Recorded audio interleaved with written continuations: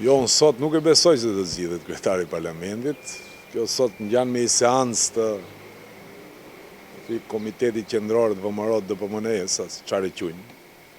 Dhe është më së qartë se duhen të bllokojnë vetëm situatën. Po unë kur s'kam prit që pastrimi i institucioneve nga kriminalët do të jetë proces i lehtë. Natyrisht që janë bërë disa gabime strategjike, qëndrimet tona kanë qenë prej fillim krizës tipit që nuk mund të shkohet në zgjedhje me njerëz të cilët kanë manipuluar proces zgjedhor dhe njerëz të cilët janë zhytur në korrupsion dhe krim.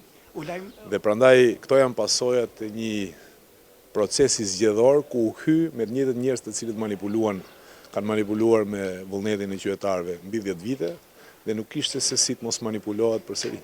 Aleanca do e mbështet kandidaturën e Talat Xhaferit? Aleanca është pjesë e zgjedhjes së krizës, është pjesë e reformave që duhet ndodhin në shtet, është pjesë e kthimit të së drejtës dhe dinjitetit edhe shqiptarëve këtu në shtet. Veçmë është e qartë rigrupimet që do të ndodhin, prej sot shihen sepse gjithë subjektet politike kush është pjesë e krizës dhe kush është pjesë e zgjidhjes krizës. Faleminderit. Faleminderit.